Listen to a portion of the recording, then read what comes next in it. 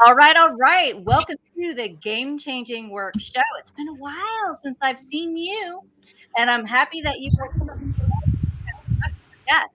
So those of you that are not familiar with the Game Changing Work Show, we're all about the future of work, game changing style, of course, with topics around what leadership looks like, organizational energies, leadership energies, and all different new frameworks that are going to help companies shift to be more outcome centric.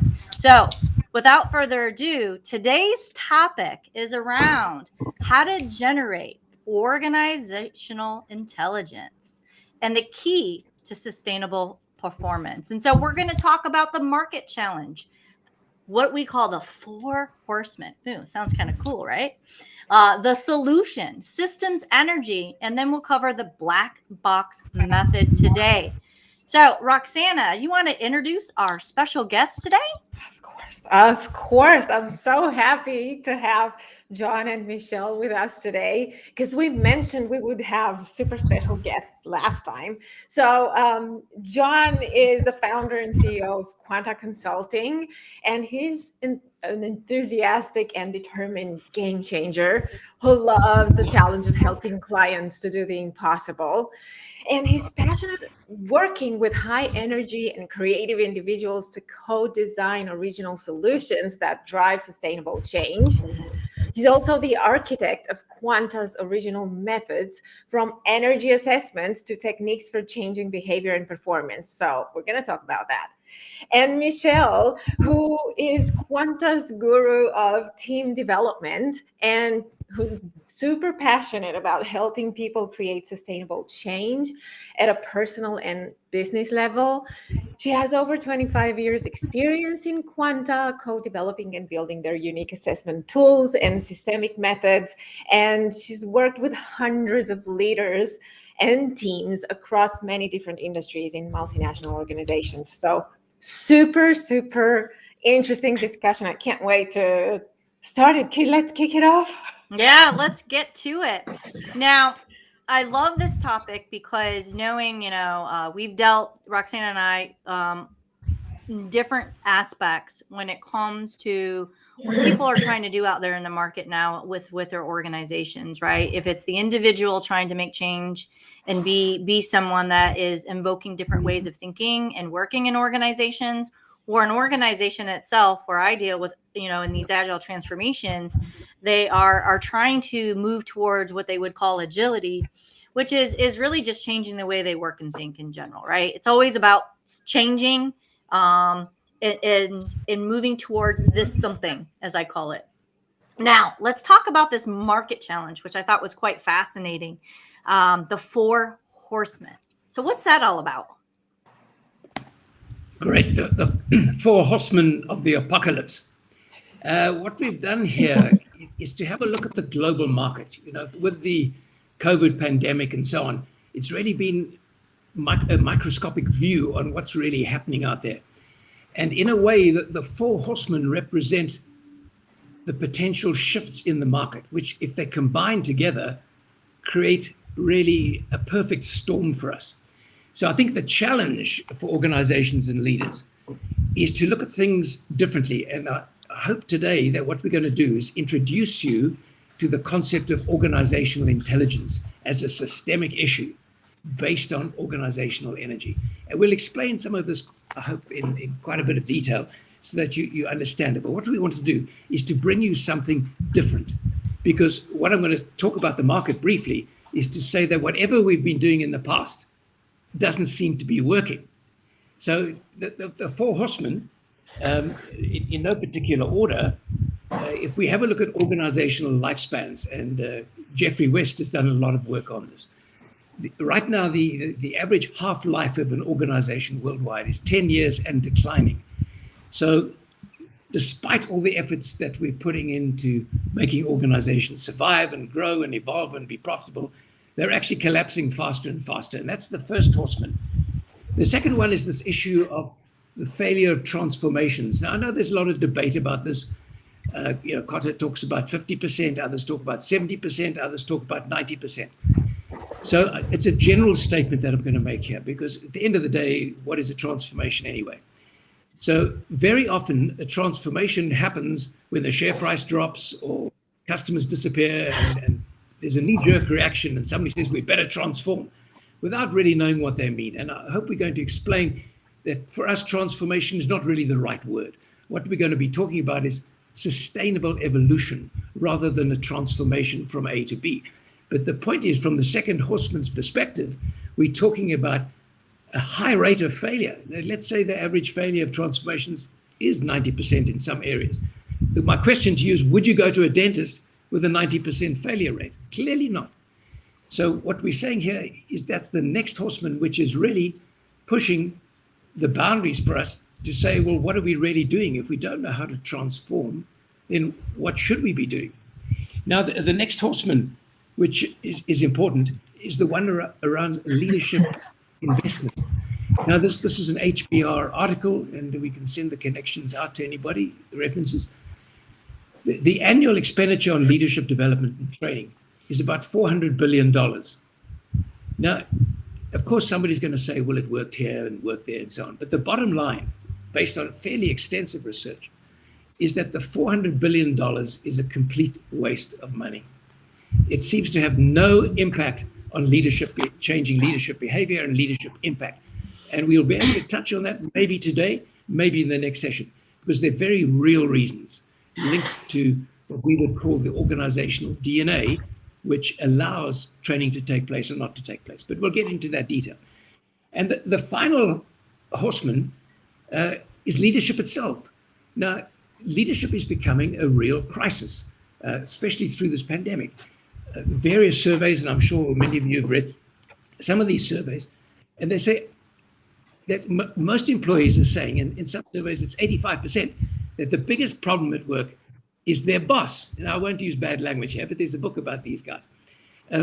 So 85% are saying the biggest hurdle at work is the boss. So here we've got a perfect storm with leadership is a problem, this is a problem, that's a problem. And in addition to the four horsemen, we now have the great resignation, which is again a symptom of what's not okay on this landscape. We have Zoom and people talking about hybrid, whatever, but we're in a state of unknown. So we're going to talk about that a little bit today. So we have the problem in the market. Yeah, I love all these different points, because I'm sure some of you that are out there that watching, and I love to hear, drop it in the chat, does this resonate with you of any of those four? I know, from hearing the $400 billion investment in leadership, I mean, that's huge. It's almost eye-opening. I actually just read an article related around that, because there's a lot of money sunk into this, and they think that is going to answer. And then it kind of goes into your fourth thing of leadership crisis. It's like, okay, well, we're spending $400 billion, but we still have a leadership crisis, and so we have to kind of think about it. And then it's all connected, right? It's almost like a what do you call it? A pack of horses, right? They're all connected together. It's not an independent thing when you really step back and look at it. And I know that Michelle, you're also in the leadership space, and I'd love to hear your point of view around the fourth horseman, especially when it comes to leadership. Well, absolutely agree with. Well, obviously, John and I work together, and it definitely is a big issue, and I think there's definitely a crisis out there where we need to do things differently in order to sustain and go forward.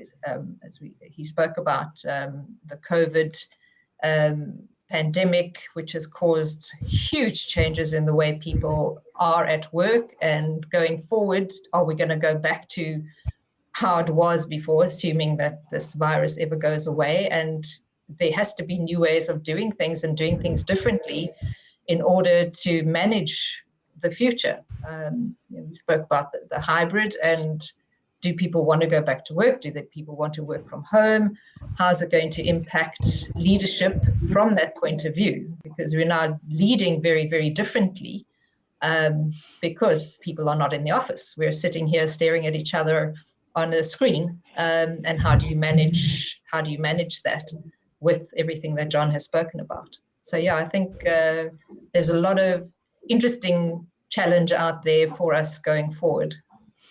Yeah, I love one of the go ahead. keywords that I heard, one of the keywords that stuck with me is how we react, and I think that's a lot of what we've done and kept doing, and I think that's a lot of what gave us the results that we've seen, like the 50 to 70% failure in the so-called transformations, which were mostly reactive.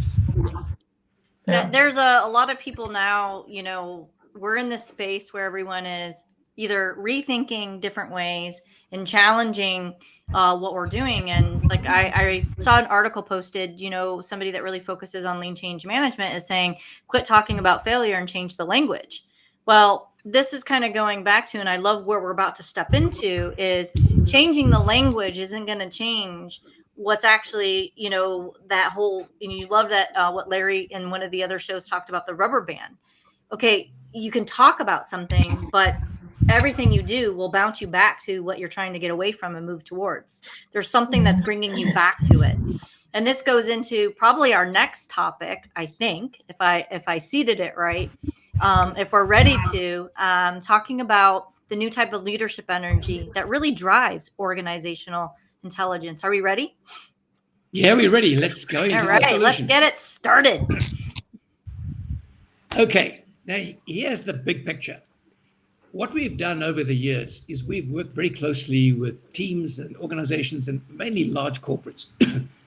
And we've taken a more systemic approach to looking at organizations and organizational systems. And we'll talk about this a little bit because I think we'll tell you some things that you may not have thought about before. So one of the things that we've done over the years is we measure what we call organizational energy, and we'll touch on this just now. But what we found, which is really exciting just in recent weeks, we had a look at the global bell curve for individual IQ. So we know, for example, that 68% of individual IQ fall between 85 and 115. And then we looked at our bell curve based on thousands of data points of energy in organizations. And we found a very close correlation, which we're quite excited about, because energy itself is a very difficult thing to explain. But once one understands it, it changes the way you see the world forever. So I'd like to quote one or two really famous geniuses. The first is Richard Feynman. Now, some of you may know the name Richard Feynman. He did lots of work on quantum mechanics and various other things, and quite a humorous guy too, and quite a ladies' man. And he said something really interesting about energy. He said the whole universe is run by energy, but none of us know what it is. Now, that's interesting. So if we have a look at energy, you can talk about your own physical energy. You can drop a stone from a high building and measure it, see how long it takes, and you can measure acceleration, and you can calculate the force of gravity or the energy from gravity. So whatever it is, whether it's electricity or force or whatever it is, we have to set up some experiment and then measure it and manage it according to whatever units we put in place, whether it's joules or whatever it is. So what we said is the solution has to be that we must look at the organization in terms of a system. And the system has energy, and that's where we started with this. And now we've made the correlation that the energy correlates with intelligence. So we're saying now, and in the sessions in the future, we're going to be looking more closely at this. And we think this might be quite a nice breakthrough for you. And that is to be able to say to an organization, your organizational IQ is 105 or it's 95. So the measurement correlates with something that we understand. If I say to you, organizational energy is 69%, well, what does it mean? We know what it means because we worked with it for years. But if we can translate it now into organizational IQ, then I think we're onto something. So let's just have a look at this. The next person I'd like to mention is Mr. Tesla, Nikola Tesla, who, of course, is very much in the news now with his cars. Now, what some of you may not know is that Nikola Tesla was as interested in human energy as he was in electricity. And he wrote a famous paper over 100 years ago on human energy. Now, there are three key things that he spoke about. In essence, he is saying that human energy is the product of intelligent thinking and intelligent action. Now, I want to repeat that. It's the product of intelligent thinking and intelligent action. So if we talk about organizational intelligence, we don't just mean the ability to think. We mean the product of thinking and action.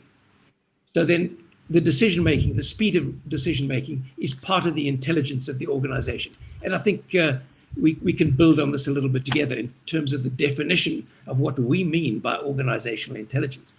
Because what we know is that the energy level of a system defines how the organization will perform.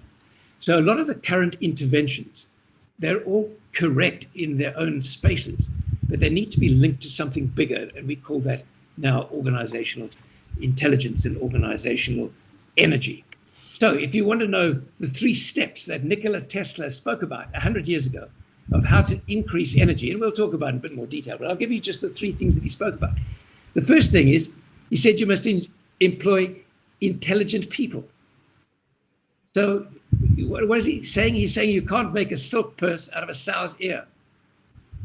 So if you look at the Googles and the Facebooks and Apples and so on, they employ the smartest boys on the block and girls, the smartest kids on the block.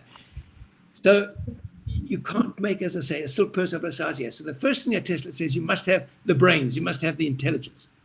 The second thing, and this is really important, is you must be able to remove the roadblocks. So this is where emotional intelligence comes in. So if you have a leader which has a very high IQ, but is basically destroying everything in the culture, well, you remove him or her. So firstly, you need to start with smarts, then you need to remove the roadblocks.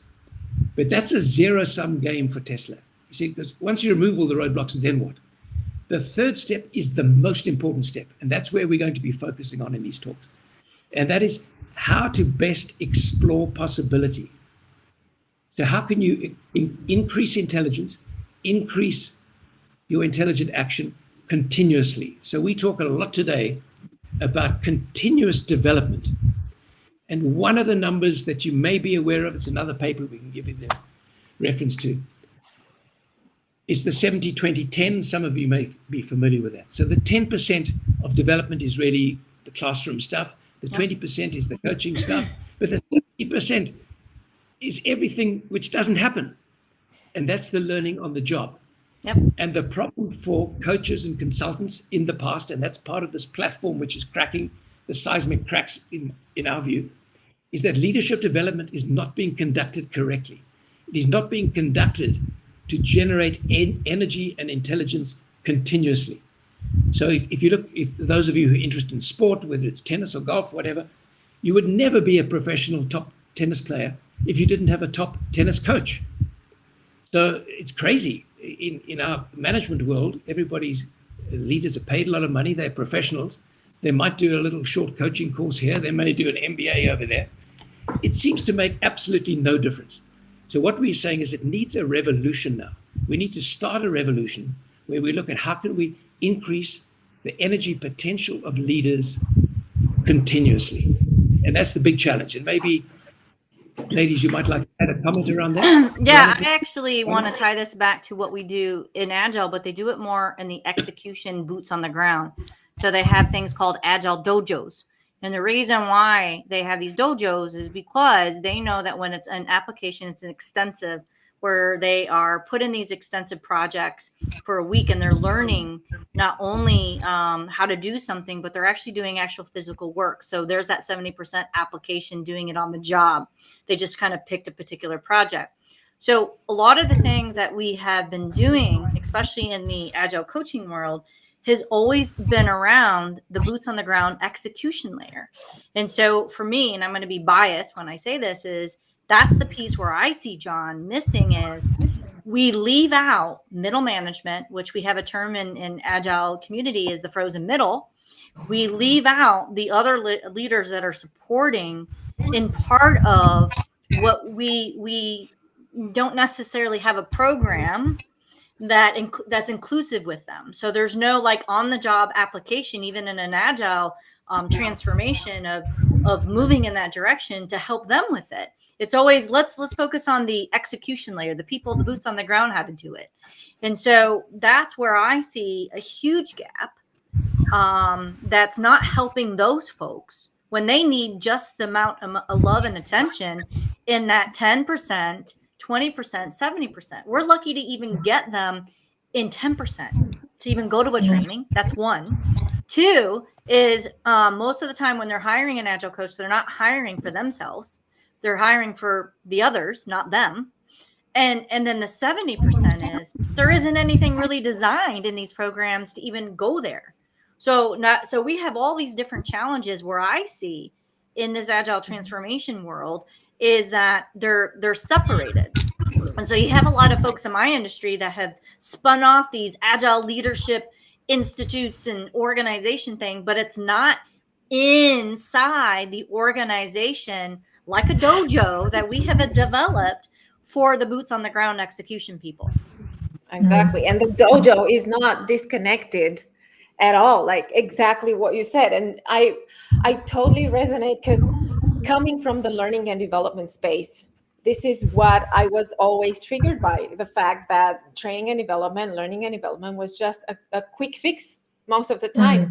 And it doesn't work like that. People are not cars that you send to a car shop to get fixed. It's impossible. The learning journey just starts after that workshop that you're, by the way, sending them to, that they don't even want to be in. So if we keep treating the learning and development as an event, it's not going to work.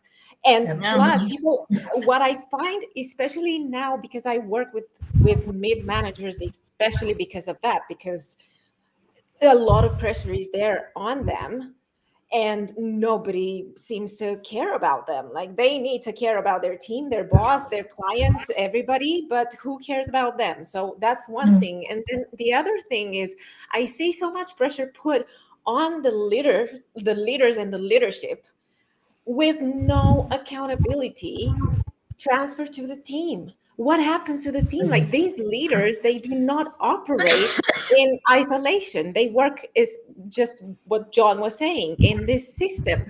How are we dealing with the system? How is the system accountable for how it's evolving, how it's sustainably evolving, going back to the point, and right? when we get into the next topic of systems and energy, again, tying it back to my world, we talk about systems thinking, but it's always systems as a process. Yeah. It's never about systems as a people. You know, I would even say they even lack strategy out of that systems. It's more of the process part everyone always naturally wants to go to when we even bring up the topic of systems thinking.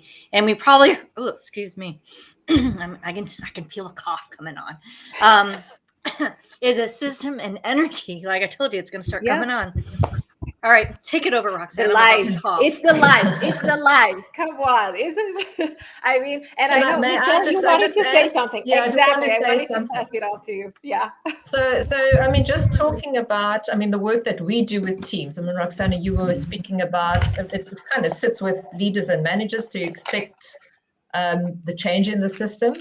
And where we have worked most successfully is where everybody's intelligence is actually used in the system. And I think that organizations don't realize the intelligence they have, especially on the floor. People come to work, they do their job, and they go home, and the managers are expected to come up with the new ideas and new thinking. But there is so much out there, so much intelligence out there that is not being used effectively. And I think for me, that's where, in the work that I've done, I am so excited to work with teams who've not been able to go on the training course, but have got so much capability that needs to be or can be extracted from them if the system uses the organization and the people intelligently. So, you know, that's where our work has been very, very exciting. We have Hank that joined us, and so he made a comment.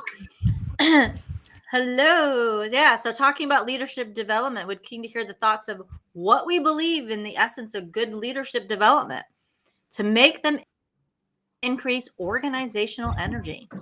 Good question. Well, Great question. go ahead, Great John. question. Go ahead. Yes, right. Let's Here we go. start this. That was a seed. Yes, indeed. Right, systems and energy. Hank, we're going to give you the answer in here. All right, So- here we go. Could we fire up the one slide, if Yep. it's possible? We're ready. The one Oh, on the model. hang on, Put just that up. No, there we go. There we go. That's it. Perfect. Okay. So here's the organizational energy model that we're talking about. So we are saying, if you look at the model, that leadership energy and team energy drives the organizational energy, which drives the customer satisfaction, which drives profitability. So already, if you can buy into this for the moment, I'll explain it a little bit more. You can see why so many so-called transformations fail, because they come in at the organizational level or at the customer level. But what we've found is that you need to change the way leaders behave. So there are only two things, and this may sound a little blunt, but we've worked with very large global companies, large corporates, and so on, and we've learned that each leader has a sort of equifinality or end in view. So you can't really change a leader's behavior too much. They seem to have an ability to work with people or not, or an ability to generate profit or not. So we always, if we work with a big organization, and one bank employed 40,000 people, and we worked with the top 300. And we sat down with the CEO and his board team, and they said, well, what can we do? And we said, identify your high energy leaders and remove the low energy leaders. So either you can go in, and I always joke about this, and when I say panel beat, you can take it from where it comes. You either panel beat the leaders to behave differently, or you remove them. Because if they can't behave in a high energy way, they literally block the arteries and keep the energy low in the system. So the first part of the answer to Hank is you have to change the way the leaders think and behave. But thinking is not enough. You have to change the way they behave, and it has to cascade through the system. But we'll have a look at that. But what I want to say is that for us, that formula at the bottom is really important. P is a function of E. So what we're saying is that all performance, and we swear by this and we stand by this, is that all performance in an organization is a function of the organizational energy. And that comes back to my saying about you can't make a silk purse out of a sow's ear. So let's see why this is complicated. If you assume that an organization is a system, and most people would say, yes, it is a system. But the problem with the organization as a system is that it's a hybrid. It's a hybrid between the real world and the imaginary world. And much of the concern that I have with much of the management thinking today is that it actually sits in the imaginary world, and people imagine that it's real. So let me ask you a question. If an organization has a boundary, where is the boundary of an organizational system? Well, in fact, it doesn't exist. You have buildings, you have people, you have customers, you have products, you have services, but the system has no boundary. And this is what people might find this different to think about it this way, because even the lawyers have trouble. The lawyers have created the law that an organization is a persona, and it has the same rights and responsibilities as a person. But clearly that's nonsense, because it's not a person. So we know that the organization is very complex. So we see it as a system that has an invisible or imaginary boundary. And much of the stuff that we talk about, and we won't discuss it now because everyone's going to disagree and maybe not agree, etc. But everything that we imagine in there is not part of the real world. So culture is imaginary, values imaginary, purpose imaginary, and even the great leadership concept is imaginary, because everything that you think about these things sits in your head or sits in the head of other people. What is real are the actions that we observe, the products, the services, the service we get, and so on. So we assume that culture is real, but it's not. It's in our head. Everybody has a different view, for example, of what is culture. So culture itself is imaginary. So the reason why I'm stressing this is that we need to understand the organization as a hybrid between the imaginary world and the real world. And it really does matter. Now, I can give you 2 quotes on this one. The one is by Stafford Beer, who some of you may know, who's the great systems man and the father of management cybernetics. And he coined the term POSIWID, POSIWID. The purpose of a system is what it does. It's not what the boardroom thinks it is. It's not what the manager thinks it is. It's what it does. So if you want to know the purpose of a system, simply observe it. So whatever Facebook does or Apple does or whatever, that's its genuine, real world purpose. Now, I'm sure you've all heard of Christensen, the innovation guy, disruptive innovation guy. He, unfortunately, I think he died about a year ago. But he was a great strategy man. And he said something very similar. I think he must have been friends with Stafford Beer. He said that a strategy is not what you think it is. The strategy of an organization is what it does. So this is very important, this concept of action versus theory. So for us, when we're talking about organizational energy, we're talking about the combination of Tesla's intelligent thinking and intelligent action combined. And we'll touch on, in the next slide, we'll talk about the difference between potential energy and kinetic energy, being the one the potential to do the work and the other actually doing the work. So Henk, this completely makes sense, John. And again, I'll circle it back of just, my personal experience when it comes to the agile transformations is even if they have a strategy, outside looking in, we're not in there. You know how sometimes perspective is everything. And so we're an outside in perspective. We can completely see these things. It's very apparent to us because we're not in it. We're not doing it every day. Is what they say and what they want is completely opposite of the actions and behaviors that they're displaying. And a lot of times, yes, we want to go agile. Yeah, there's always this thing about, well, what does that mean to you? But even when they say the right things, everything they do in their behavior and actions, to your point, is counterintuitive, right? It's in conflict. Everything, and there might be a couple things, I'll give them some credit on there, but it's so obvious that they're in conflict. They're in conflict of their desires by all the actions they do. And I think I loved what first of all, because Hank's question was around the essence of good leadership development. I think leadership and team energy, that's where you start. You don't just isolate leadership from the team, because that's the system. It's teams. It's all about the people, and the people are there for a reason, and they create the system. Without those They're people, the engine. the system does not exist. And I think it's when you talk about culture, I'm going to quote the smart guys and girls at Google who define their culture as how we do things around here that makes us feel successful. So the culture is always going to be in the how. And the how is always going to depend on the people who do what they do. So if the strategy is the what, the culture is the how. And of course, the culture is changing and it's flowing depending on who does what, right? I mean, that's the whole point. The culture is not stagnant. It's changeable and interchangeable because it's about the people and how they do it. It's about behavior. And I think that's the hardest part, right? You have 2 challenges. Is one is getting them to even create a strategy of what actually different is, right? Because if they're trying to change their current state, sometimes even envisioning and creating that strategy is very difficult for them. They need help with that.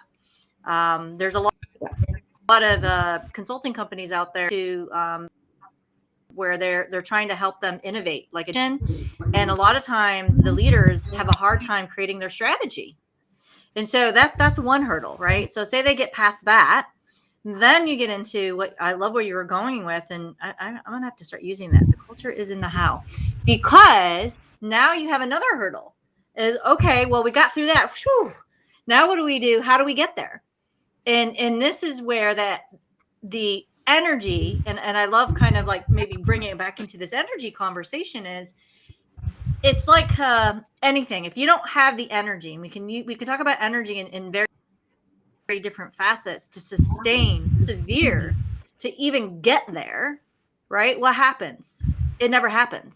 Or you go back to what's easier for you. This is why performance coaching and people, I love where your analogy, John, about sports coach, is that if they're not wanting to really spend the energy, be challenged, because you're going to get challenged to do something different, and you might not like it, right? Game changers are always good for that, right? And then also, having that accountability to make sure that it's happening, right? These are two important things, and sometimes they don't like that.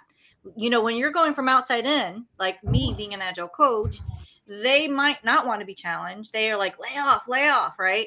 Or the accountability. They don't like it. They don't like to see what's actually happening to them. So I know we need to get to the next piece of the black box method. Don't move. No, don't move on yet. Don't move on yet. You need to finish answering Hank's question. Okay, let's do it. This is really important. Okay, so we've touched on this now. What I'm going to say now really, really matters. And we'll look at the black box, etc. just now. Because there are reasons why it's so difficult to change culture. Just going to say that. Yeah, this is important. Okay, so if I can just say this hopefully carefully. If you look at an organizational system, I've already said that the boundary is imaginary, but imagine a sphere. Think of it as a football, if you like. Something that is spherical and it has energy, and the boundary is kind of moving around in people's heads. Now, let's just assume for a moment that this organization has an energy level, let's say, of 55%. Now, on our scale, that's very low. So you'd expect the organization to be reactive, you'd expect politics, you'd expect poor service, and it wouldn't be competitive. So now we're looking at 55%. So the shareholders and the board and the CEO have a look at this, and they see the share price is falling, like a lot of big retail companies all over the world right now, and they say, oops, we better do something. So somebody says, oh, I think we need to transform. Well, it's a bit late for that. But they do come up with a strategy. They might go to the hills, have a couple of bottles of really nice, good red wine, come back feeling all invigorated and say, we're going to do X. We've been doing Y, but now we're going to do X. Now, here's the problem. Here's the crunch. In order to achieve X, the organization needs to extend its energy boundary. So if you think of the organization, Hank, having an energy boundary, that in fact is what limits or allows it to perform. So if the strategy requires 55% energy, it will succeed. But if the strategy requires, say, 70 or 75%, it absolutely 100% will fail. And we think that's the reason why most of these transformations that people call transformations fail, because people are setting intellectual and strategic objectives beyond the energy envelope of the system. And that's really absolutely critical to what we're saying here. So in conclusion, Hank, because I see we don't have too much more time today, but we will pick this up in future sessions. So your question is, what leadership competencies are required in this new world? Well, I would say that we need to actually take everything we've ever learned about leadership, everything, and just put it aside. Because if we're going to look at an organization from a more scientific perspective and see it as this complex, dynamic, visible and invisible system, then the leaders need to know how to manage complex hybrid systems, which means they need to be system engineers and system architects. And I believe that's a whole new branch of leadership that's going to emerge. And I think this COVID issue is forcing us to realize that we don't know much about leadership because it's not working. The landscape's collapsing for corporations. So in brief answer to Hank's question, I'm saying that leaders need to become something completely different. They need to become system engineers, system architects, driving evolutionary innovation, et cetera, but essentially driving high energy in a system. So leaders need to be able to take a system at 55% and move it to 70 or 75%. That we think is the key. I hope that helps a little bit, Hank. And is that leading into, which I know that we got about 5 minutes left here, folks, on the black box method. So we might want to touch on that, and that'll probably be more of our expanding. But we said we were going to talk about it, so let's do it. Let's put it Yeah, up. let's put it up. Let's put it up. There we go. Okay, so what we've said to Henk is that the leader needs to become a systems engineer. Well, here's the framework, and Veronica, we'll talk about this in much more detail because this is where it really starts to matter. So what we're saying is a leader needs to be able to define his system energy or her system energy, needs to be able to measure the system energy, and most importantly, needs to know how to generate new levels of energy. And that we do with our black box. So if we have a look on the left-hand side, we use 3 key measures. So we use the GC index, which I think Veronica and Roxana use as well, which is measuring the potential energy, and we won't go into detail now. So for us, it's very important to understand the individual's energy in terms of how he or her sees herself. We like to see how the individual sees the energy in the organization. And then we like to measure the kinetic energy using a 360 on the leader. And we absolutely buy into the concept of the leader and the team, but that again is part of another talk. But this is the starting point for us. This is what we say makes the invisible visible. Now, how many organizations will you go into where they're measuring the potential energy, the organizational energy, and the kinetic energy? Not a lot. And we think this is part of the reason why organizations are falling over themselves, because they don't have the right information about defining the energy and measuring the energy. Now, in a later session, we'll look at the black box. And Henk, the black box is going to give you the specific tools on how to change what we call the DNA of the organization, because something that really does matter as why these things don't always work is that we know that organizational systems develop an equilibrium energy levels. They may start off all fire and brimstone, and they will level out, and they reach a point of homeostasis. That is, the organization's unconscious strategy is to maintain its energy level. So we may sit outside and say, oh, we need to increase the energy, but the system says, no, we're not going to change the energy level. We like this energy level. And this needs a much longer discussion, but it's worth. And that's the rubber band effect, right? Because they're just going to bounce back, in that. And so this kind of leads into a teaser, everyone. Those of you that find this talk interesting, please put it in the chat. Or if you're watching the replay, we check the comments of any questions, as we are going to take this series of how to generate organizational intelligence and break this up more. So our purpose today was really to go over all of these concepts of really introducing the market challenge of the Four Horsemen, really talking about the solution of this new type of leadership energy that drives organizational intelligence, and then also the systems and energy conversation, which I'm sure we're going to have to dive into that deeper. I'm sure you can agree both, or I should say all 3 of you, so people can wrap their heads around this, because this is new stuff, right? And then the black box method, which is really cool, which all of you are looking at right now. And so just to know, in our next show we're going to have in January 2022, we need to figure out what Wednesday. So we're doing our next year planning actually today.